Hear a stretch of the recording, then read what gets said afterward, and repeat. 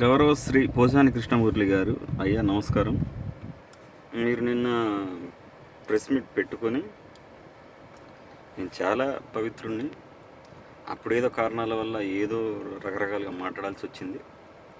నేను భవిష్యత్తులో ఇక రాజకీయాల గురించి మాట్లాడను, నాకు రాజకీయాలతో సంబంధం లేదు అని మాట్లాడారు. మీరు తిట్టిన బూతులు మీ స్థాయికి, మీకున్న జ్ఞానానికి ఏమన్నా సంబంధం ఉందా? ఆ రోజు మీరు ఒకరోజు ప్రెస్ మీట్ పెట్టి మా అన్నయ్య పవర్ స్టార్ పవన్ కళ్యాణ్ గురించి మీరు మాట్లాడుతుంటే నాలాంటి అభిమానులందరి రక్తం ఉడికిపోయింది. ఏం చేయాలో అర్థం కాలేదు. మేము ఏమైనా చేస్తే మీరు ఉన్మాదులు అంటారు. ఆ భయం ఒకటి ఉంది. మేమేమైనా తప్పు చేస్తే, నిజమైన పవన్ కళ్యాణ్ అభిమాని తప్పు చేయడు సార్. నిజమైన పవన్ కళ్యాణ్ అభిమాని తప్పు చేయడు కాక తప్పు చేయడు. ఎందుకనంటే మేము ఏ తప్పు చేసినా ఆయనకి ఏదో ఇబ్బంది అవుతుందనే ఒక భయం ఉంటుంది.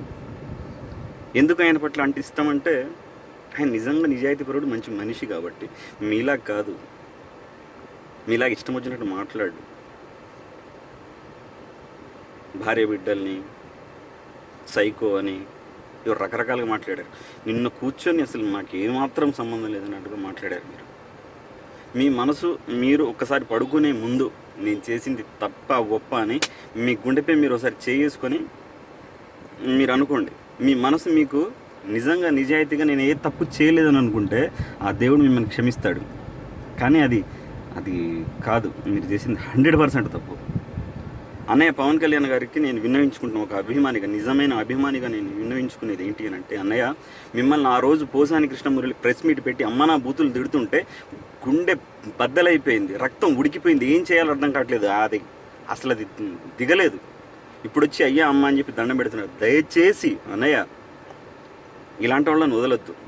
వీళ్ళకు ఇప్పుడు నేచర్లో మనం ఏది ఇస్తే అది వస్తుందని అంటారు కదా, యాక్షన్ అండ్ రియాక్షన్స్ అవి ఎప్పుడు జరుగుతూనే ఉంటాయి. చట్టం తన పని తాను చేసుకుంటూ వెళ్ళిపోవాలి. చట్టం తన పని తాను చేసుకునేలాగా దయచేసి మీరు ఒక చర్య తీసుకోండి. ఇలాంటి వాళ్ళను దయచేసి వదిలిపెట్టద్దు అన్నయ్య. పోసాని కృష్ణమూర్తి గారు లాంటి వారిని మనం వదిలిపెట్టద్దు అన్నయ్య. మీరు వదిలిపెడితే నిజమైన అభిమాని, నాలాంటి అభిమానులు చాలామంది బాధపడతారు అన్నయ్య. దయచేసి వదలొద్దు. పోసాని కృష్ణమూర్తి గారిని వదలొద్దు, శ్రీరెడ్డి గారిని వదలొద్దు, ఇలా అమ్మనా బుద్ధులు తిట్టిన ఎవరిని వదలొద్దు చెప్తున్నా దయచేసి. ప్లీజ్ అన్నయ్య, ఒక నిజమైన అభిమాని యొక్క ఆవేదన మీకు అర్థమైతే మీరు ఈ చర్య తీసుకోవాల్సిందే.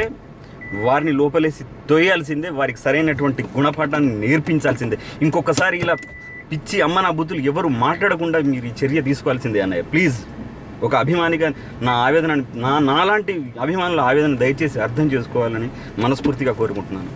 వెంకట్ కళ్యాణ్, జనసేన కార్యకర్త. నమస్తే. జై పవన్ కళ్యాణ్, జై జనసేన.